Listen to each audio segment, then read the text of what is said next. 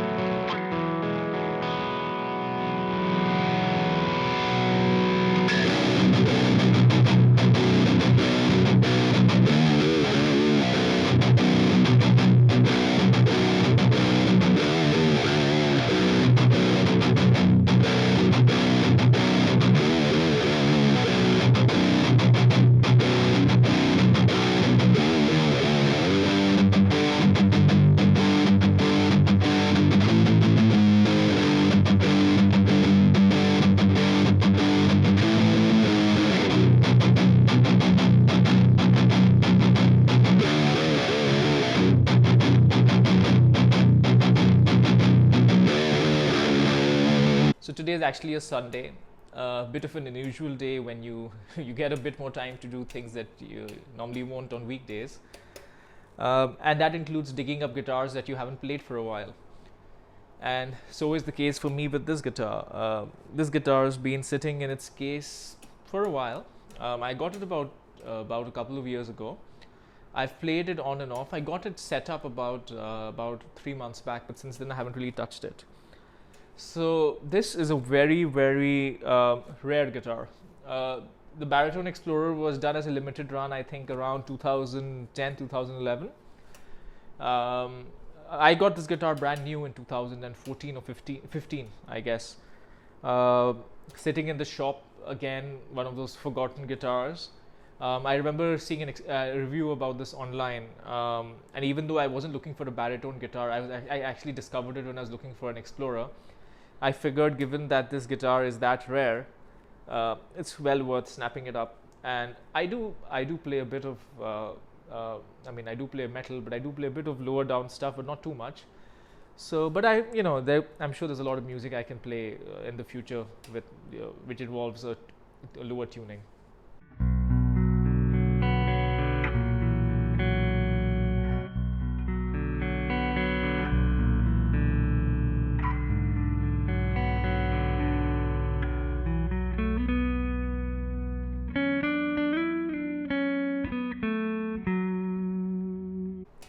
So some specs about this guitar. It's a 27-inch scale length. I'll correct it if I'm wrong. I didn't look up the specs, but definitely much longer than a typical Gibson 24 and 3/4. Other thing, this is 24 frets versus 22 on a typical Gibson. Otherwise, it's fairly standard fare. You've got a mahogany body. You've got a rosewood fingerboard.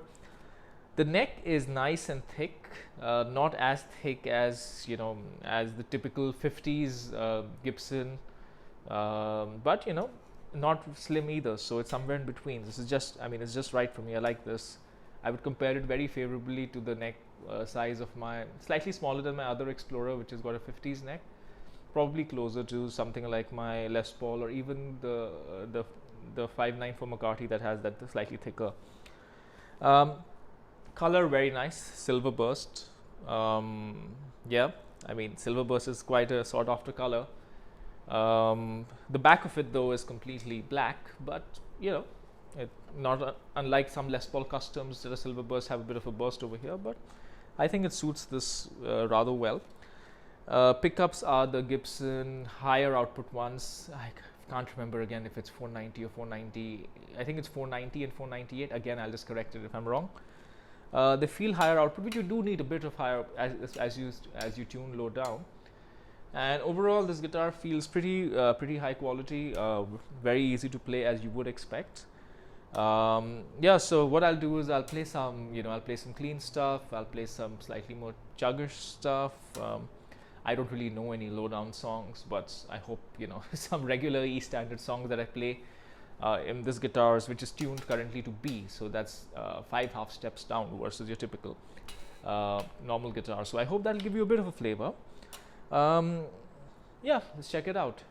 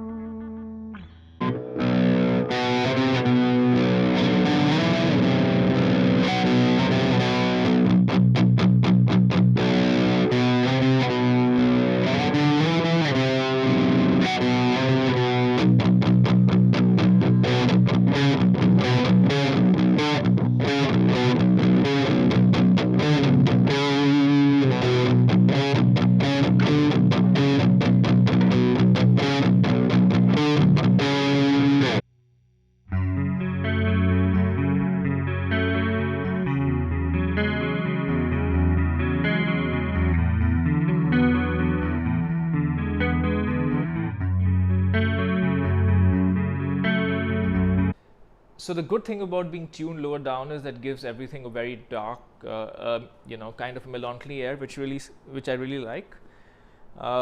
Despite that, you still don't lose that Gibson sweetness in the neck pickup, even at this low down, even with the 27 scale length. So I don't know what it is. I don't know what they do, and I don't know why no other manufacturer gets that tone that I keep looking for.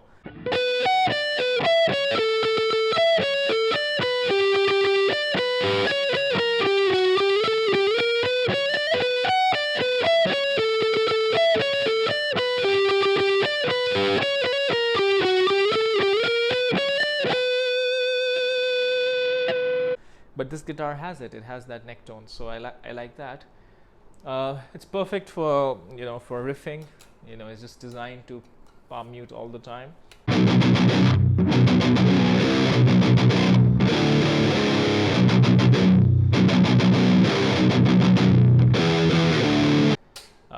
Yeah, if I started playing, actually, funny story. So for a while, I thought I might join a doom metal band after I got this guitar. So I just got this guitar, and then there was an advert on one of the forums, and they said, oh, they were looking. It's a doom metal band inspired by early Sabbath and whatnot. But yeah, and they were looking for a guitar player. So I actually went down. I learned a couple of their songs. I didn't take it very seriously, but I just learned a couple of their songs and went down.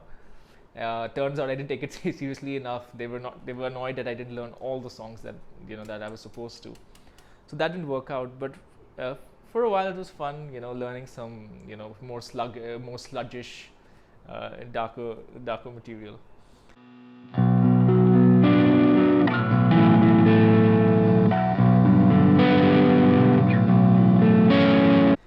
So yeah, overall, as I always summarize, this guitar is a keeper, at least for me. Given the rarity of it, I don't see myself selling it for a while. And in the future, if I ever get down to playing, I don't know, super down tuned, if I become one of those, what's it called, genty guys, maybe this will come into use. Otherwise, I'm very happy picking it up every couple of weeks or so. This guitar works 27 in scale length, works very well with B.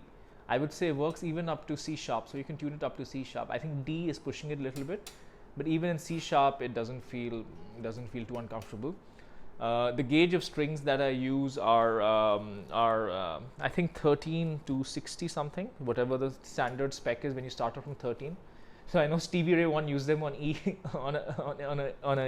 at E tuning, but at B tuning they're rather good. They feel like, I would say, they feel like how a 10 or a 9 would feel on a normal 24, 25 and scale length.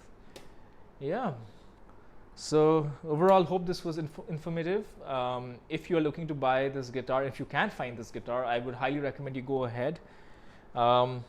It's difficult to get a long scale length Gibson, and I'm sure there are a lot of people, me included, who sometimes want a longer scale length guitar for lower application purposes, but don't necessarily want to go down some other brands which, I don't know, which don't have that sound that you're looking for. Not to say I'm a complete Gibson fanboy.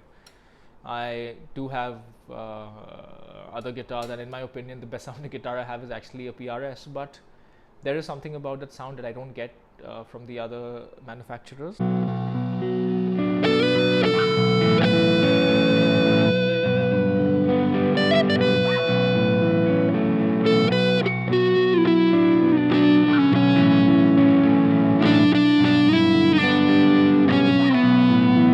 So if you want that sound and you still want a longer scale length, can't go wrong with this one. All right, till next time.